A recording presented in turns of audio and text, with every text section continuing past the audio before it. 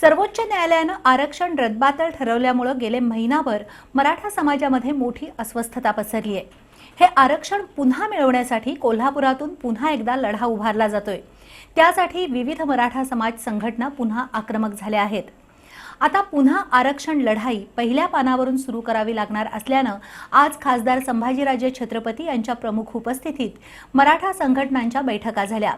खासदार संभाजीराजे यांनी आजपासून आरक्षणाच्या लढाईसाठी राज्यव्यापी दौरा सुरू केलाय। 27 किंवा 28 मे रोजी मुख्यमंत्री उद्धव ठाकरे यांच्याशी चर्चा झाल्यानंतर या लढाईला मूर्त स्वरूप येणार आहे। मे महिन्याच्या सुरुवातीलाच सर्वोच्च न्यायालयानं मराठा आरक्षण रद्दबातल ठरवलं। आरक्षण मिळवण्यासाठी मराठा समाजाला 35 वर्ष संघर्ष करावा लागला, तर 58 विराट मोर्चे काढावे लागले। शिवाय आरक्षणाच्या लढाईत काही मराठा योद्धे हुतात्मे झाले। तरीही सर्वोच्च न्यायालयाच्या एका निकालानं मराठा आरक्षण रद्द झालं। आता हे आरक्षण कोणत्याही परिस्थितीत मिळवायचं असा निर्धार मराठा समाजातील विविध संघटनांनी केलाय।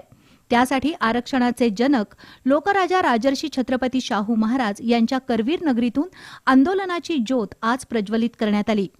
खासदार संभाजीराजे छत्रपती यांनी शाहू समाधी स्थळाला अभिवादन करून मराठा आरक्षण लढाईसाठी राज्यव्यापी दौऱ्याचं रणशिंग फुंकलं।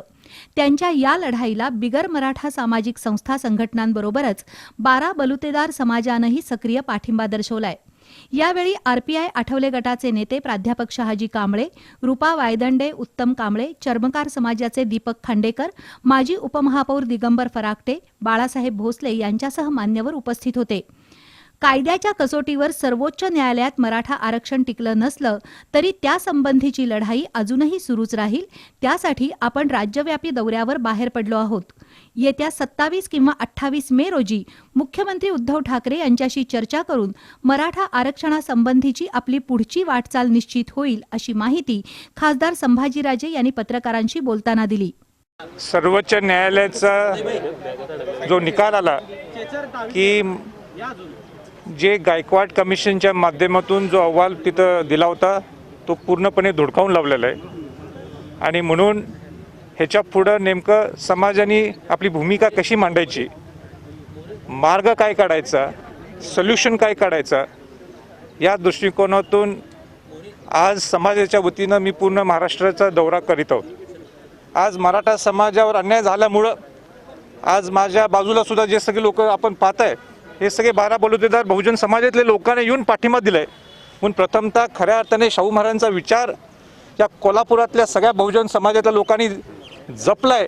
27 तारखेला किंबहुना जर एक दिवस मागं पुढे झाला तर 28 तारखेला मुख्यमंत्री असतील, विरोधी पक्षनेते असतील आणि ज्येष्ठ लोक असतील, या सगळ्यांच्या भेटी मुंबईत घेतल्यानंतर नेमकी समाजाची काय भूमिका आहे ते सविस्तर पद्धतीने आपण त्यावेळी मांडू।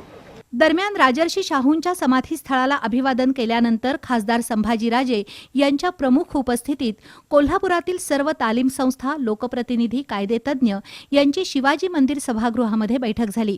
त्यामध्ये विविध वक्त्यांनी मराठा आरक्षणाचा कायदेशीर निर्णय लागेपर्यंत राज्य शासनानं मराठा समाजासाठी पर्यायी सोयी सवलती आणि आर्थिक पॅकेज जाहीर करावं, स्पर्धा परीक्षा उत्तीर्ण झालेल्या मराठा समाजातील उमेदवारांना तातडीनं शासकीय नोकरीमध्ये सामावून घ्यावं, अशा मागण्या करण्यात आल्या। देवस्थान समितीचे माजी अध्यक्ष महेश जाधव आणि मावळा संघटनेचे प्रमोद पाटील यांनी तर भर बैठकीतच मराठा संघटनांच्या नेत्यांना धारेवर धरलं। संघटना नेत्यांनी आपले पक्षीय झेंडे बाजूला ठेवून केवळ मराठा या एकाच झेंड्याखाली खासदार संभाजीराजे यांच्या नेतृत्वाखाली एकत्र यावं आणि आजवर काही नेत्यांनी मराठा आरक्षणाच्या नावाखाली सुरू केलेली दुकानदारी बंद करावी, अशा शब्दात सुनावलं। यावेळी उपस्थितांनी टाळ्यांचा एकच गजर केला।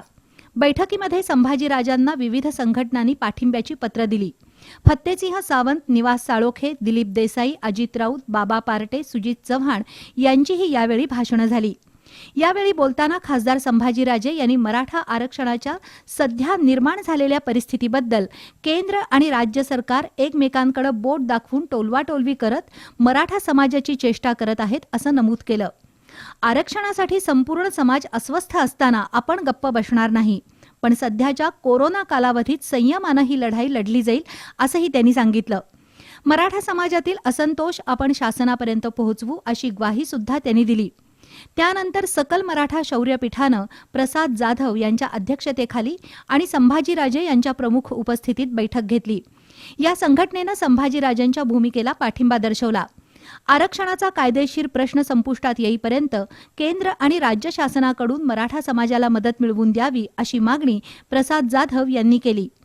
आरक्षण लढाईमध्ये सोपवलेली कोणतीही जबाबदारी सकल मराठा शौर्यपीठ प्रामाणिकपणे पार पाडेल याची ग्वाही जाधव यांनी दिली. एकूणच कोल्हापुरातील आजचा दिवस मराठा समाजासाठी निर्णायक ठरला. शाहूंच्या समाधीस्थळाला वंदन करून प्रज्वलित केलेली आरक्षण लढाईची ज्योत राज्यामध्ये सर्वदूर पोहोचेल आणि शासनकर्त्यांना निर्णायक भूमिका जाहीर करावी लागेल असं चित्र निर्माण झालंय.